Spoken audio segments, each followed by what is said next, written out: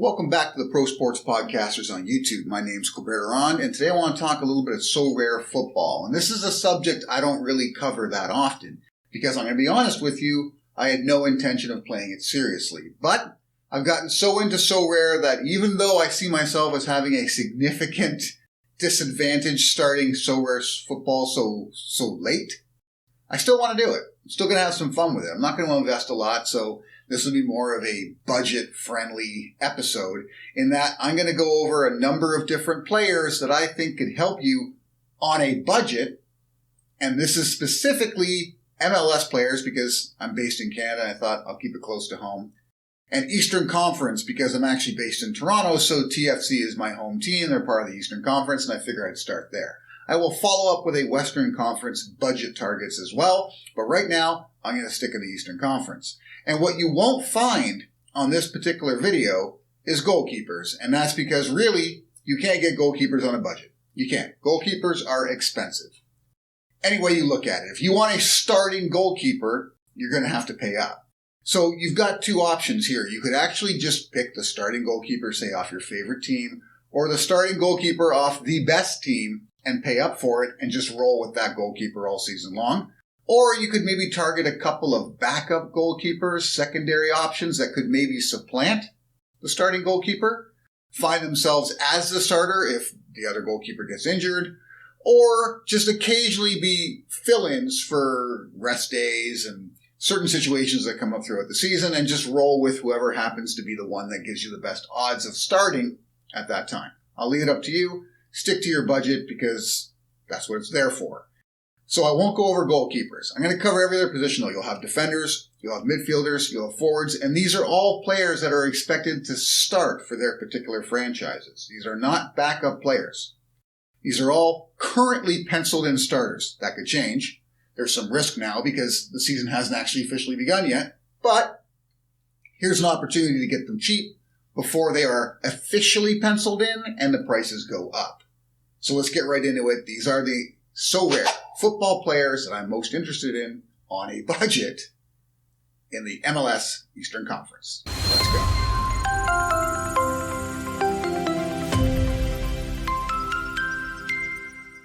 So I'll begin with Atlanta United, and it starts off with a left attacking midfielder, Derrick Jr. And Etienne Jr. really fits the algorithm well, right? Attacking midfielders is one of the positions you really want to target when you're building a roster for Sorare Football because attacking midfielders kind of exploit the algorithm.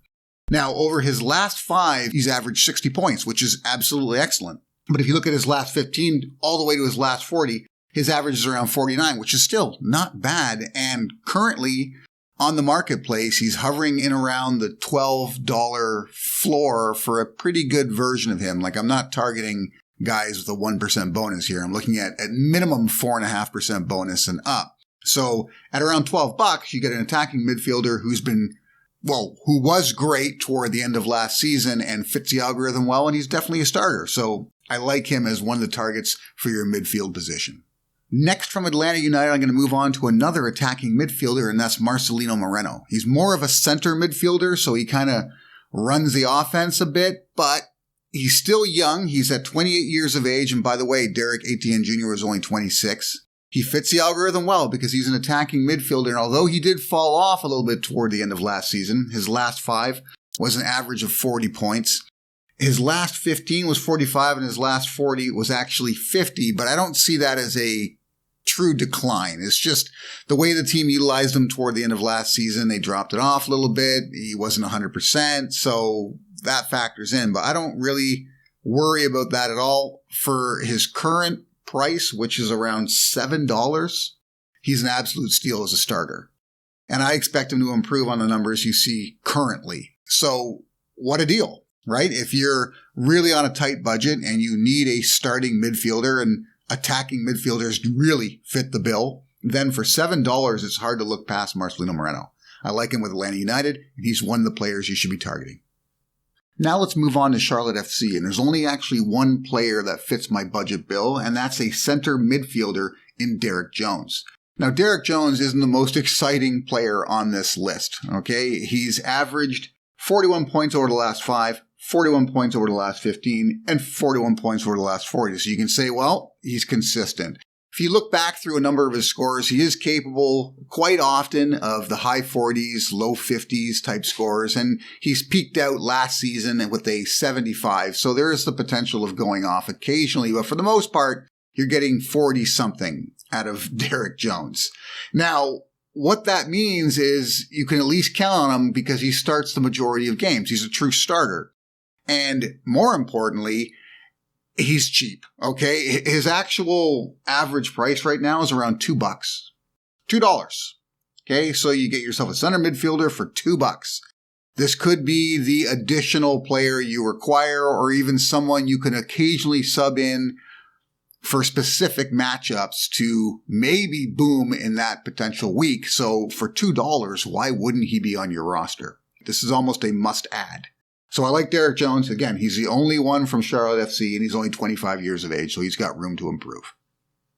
So far, all of my picks have been midfielders, but now we're going to move on to the Chicago Fire FC, and in that group, I've got two players, one of which is a forward and the other defender. I'm going to begin with the forward, and that's Jairo Torres. Now, Jairo Torres is a real splashy type player, and what I mean by that is he's very boom or bust. He either has a great game or a shit one. And if those of you who follow me and my Sorare NBA journey, you'll know that boomer bust players are my favorite type of players to have on this Sorare platform because it keeps their point values at a certain level when it comes to cap situation type tournaments. Now, Sorare Football does not have cap tournaments yet, but they're in the works. They're on their way. So boomer bust players could become a thing. Instead of just picking the best possible players and flooding your roster with stars, you may not be able to do that anymore if the cap values start to become of a level that can't really sustain that. So a player like Jairo Torres could fit that future mode. But right now I like him because he's an inexpensive forward. And again, forwards are obviously one of the more targeted positions on Sorare and have some of the best potential for huge scores. So someone like Jairo Torres, who first of all is only 22 years old currently, right? He qualifies for the under 23s. Secondly, he has that boomer bust potential as a forward, right? He doesn't have a value over the last 5 games because, well, he suffered a stress fracture in his leg last season and opted for the surgery in order to be fresh for 2023. Stress fractures aren't a big deal. I've personally had it before. It's painful, but it doesn't really prevent you from performing. So coming back from that surgery, he should be 100%. Now, previous to that, his last 15, he had averaged 37, and his last 40, he had averaged 37. So that sounds bad, but really it isn't because, like I said, he's a boomer bust player. He has games in the high 60s, games in the 70s, and then he'll have shit games. But what you're hoping for here is a player that can occasionally boom and give you a chance to win on any given week, and that's what he gives you. I like Jairo Torres. I like his skill set. I like his role on the Chicago Fire because he's asked to score goals, and I expect him to come back on fire, no pun intended, because he's going to be itching to get back out on that pitch.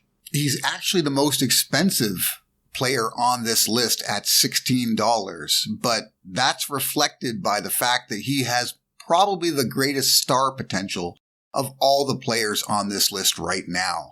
He could become a true superstar on the MLS and improve those numbers we've discussed sometime this season.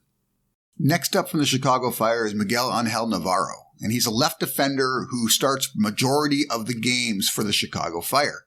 And he's been pretty consistent, okay? Over his last 5 games, he had a 46-point average, last 15, 51, last 40, 46. So again, you know what you're getting from Miguel. And what I like about him here is that he starts the majority of the games. Something I didn't really mention earlier, but I should probably bring up is that when I say starter, I'm talking about someone who starts at least half the games. Okay? At least half. The majority of the people on my list start at least 2/3, and you've got a couple of players like Miguel, who pretty much starts all the games unless he has a minor injury, and Derrick Etienne Jr., who practically started every single game last season. So there are a few exceptions that are basically penciled in 100% they're going to start unless they're hurt. But for most of these cases, these players basically start at least half the games and most of them start more. So keep that in mind. And as a left defender, he does pretty well, right? He does pretty well.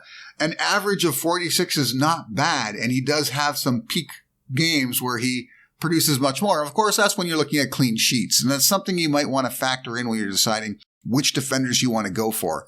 Not only is the defender's individual score important, but you also want to look at how defensively sound is the franchise he's on. If you've got a very good defensive team with a very good goalie, then the defenders on that team become that much more valuable because you've got better chance for clean sheets. And clean sheets gives you that additional bonus that you're after if you have a defender in your lineup. So keep that in mind. I really like Miguel Ángel Navarro. He's not very expensive. He's $6 right now. And like I said, he starts practically every game, so you can just pencil him in. Next, we'll move on to the Columbus Crew, and it begins in midfield with Darlington Nagbe.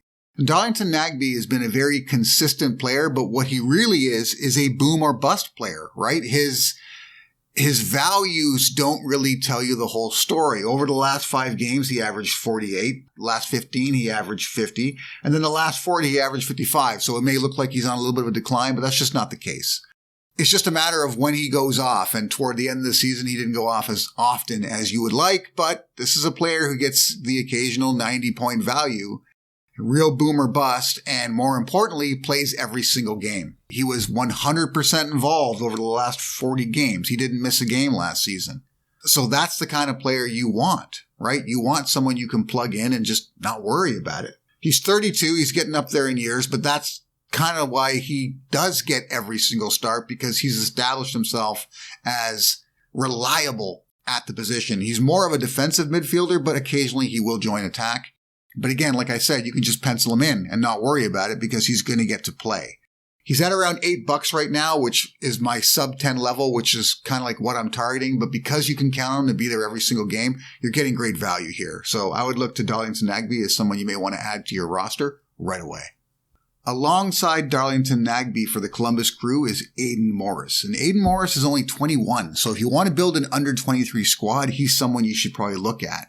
Now, like Darlington Nagbe, he has some boom or bust potential, but it's not the same. Okay. He doesn't have as much of a bust and he doesn't have as much of a boom. He sits a little bit better on average than Darlington Nagbe, but doesn't have that same crazy boom potential that Nagbe seems to show. So his last 5 point value scores have been an average of 51, last 15, 46, and last 40, 44. But when you look at that last 40, you got to understand that that includes some injury time as well. So that kind of affects it. I would look to the last 15 at 46 as more of a true guide to where he sort of sits on average. But like I said, he does have some boom potential. He'll get into the 80s and has some bust potential, but not nearly as bad as Darlington Nagbe. Both of them are around that $8 value. So you've got a choice here. If you want to go with the under 23 prospect, you go with Aidan Morris for the same money. If you're looking for someone who can maybe give you a really high weekly output on any given week, you might want to go with Nagbe. But I would say it's not bad having both. Nagbe gets every single start. Morris does not, but he gets at least 2/3 of them, and that's more a result of injury.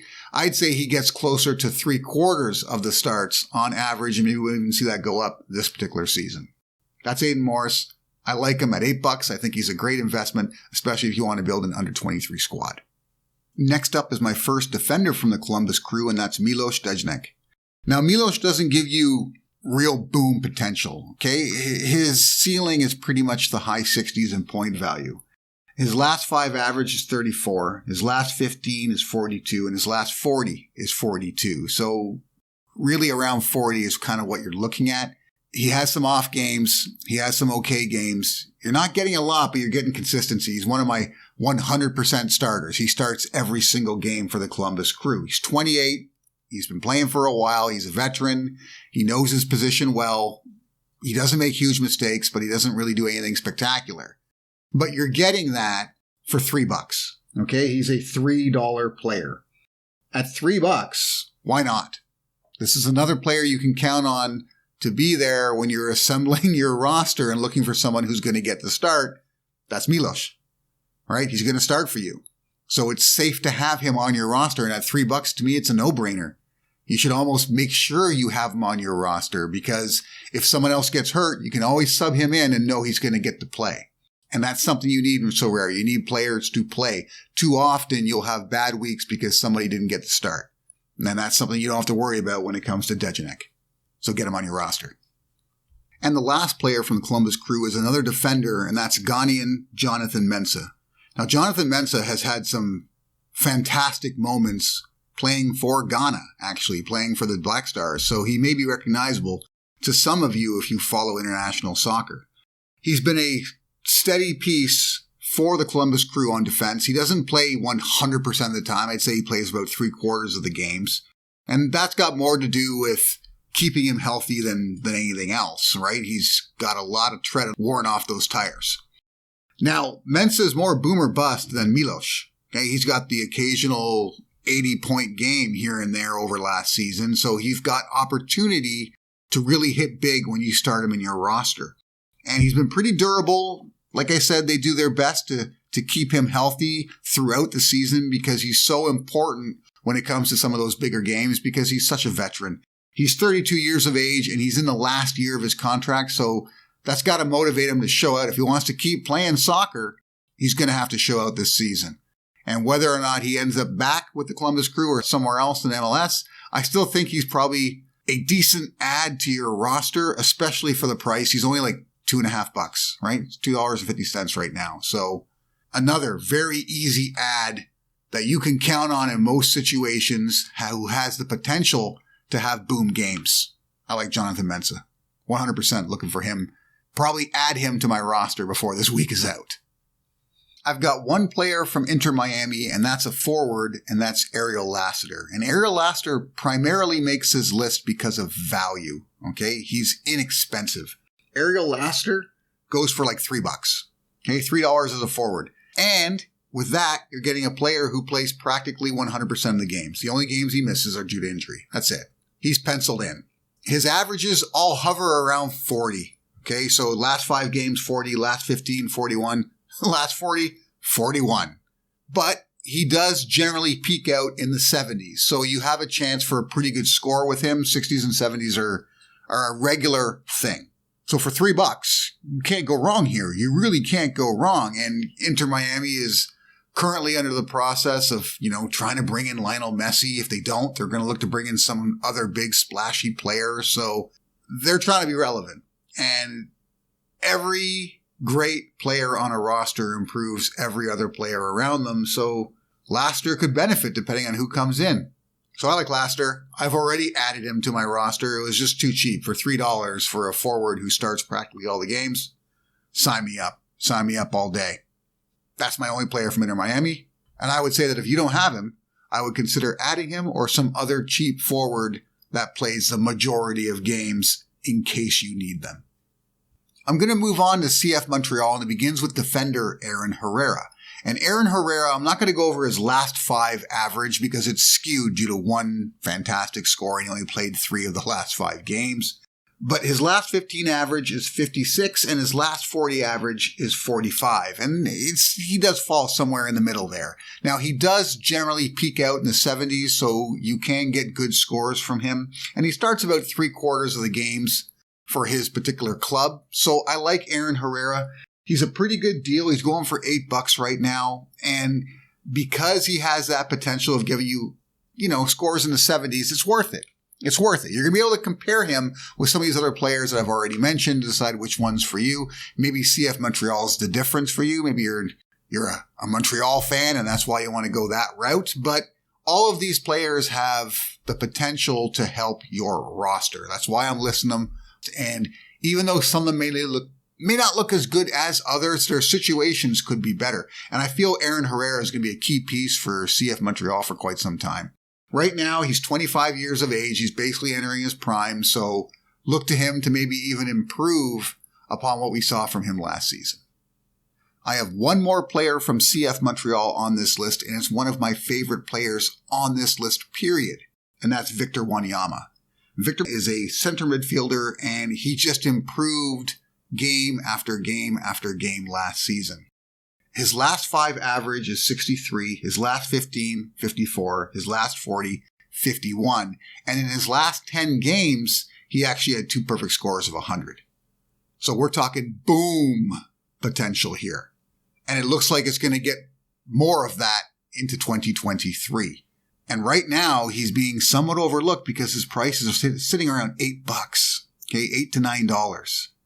It's so tempting. I've almost pulled the trigger on him like 3 times in the last couple of days. The thing is, I don't need another midfielder, but it's such a tempting prospect, I might just go ahead and add him anyways.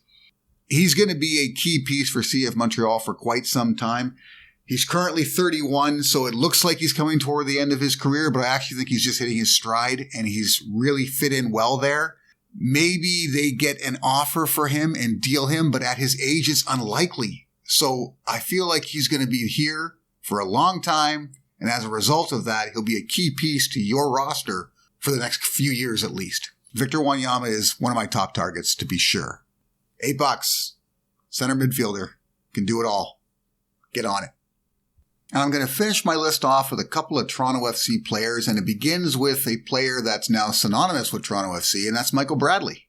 Now, Michael Bradley is the old man on this list at 35 years of age, but he starts every single game. He is pretty much the heart of Toronto FC right now, and they've got a ridiculously expensive roster, right? They have some of the most expensive players in the MLS on their team, and that can only help create opportunities for Michael Bradley from his position in midfield. He's feeding guys that are expected to score. So I like Michael Bradley. I like him because 1, he starts every game. 2, he's inexpensive. He's only around $4 right now, right? It's an inexpensive purchase. You know he's not going anywhere. Teams aren't beating down the door trying to get Michael Bradley, and he's very happy where he's at, Toronto FC. So there you go. His last 5 average is 46, his last 15, 53, and his last 40, 52. And right around 50 is where he should be. But like I said, he's got the possibilities of getting you scores in the 90s. So there's nothing wrong with having Michael Bradley on your roster. He's a pretty easy plug-and-play piece. And the last player on my list is the newly acquired Matt Hedges by the Toronto FC. Now, Matt Hedges proved to be a very reliable player on defense. And I think they'll probably put him center D with the Toronto FC. So there's some speculation toward this pick here, but I think they paid enough for him that he's going to start, and he was a true starter all last season. So I like Matt Hedges. He's currently $6, which puts him at a pretty good price for a defender. He's posted scores in the 90s last season and a number of scores in the 80s, so he has some boom potential. He rarely busts, but he most often just kind of keeps an even keel. He doesn't make too many mistakes, and he gets you a pretty good score on average. There's some risk with this pick. You're probably better off going with another defender, but if you think the Toronto FC can really get things going this year with that super expensive roster of theirs and find the right possible pieces to make a run at this, then Matt Hedges could be a steal. The FC still need a goalie, right? Without a goalie, I wouldn't trust a defender. So until they make their key acquisition of a major goalie, I would maybe wait on Hedges for a bit. Unless you're a real gambler, you want to take a shot at this, then go ahead and pull the trigger. And that's my Eastern Conference list. Let me know if there's anyone else that you've been targeting or who your favorite player is on this list that I selected. Or are there certain teams that you think have better opportunities than others? Let me know. Leave a comment. And don't forget, if you want to continue the conversation, you want to get a little more in depth with this, we have a lot of people talking about Sorare Football right now on our Discord, and I'll leave a link in the description. Till next time.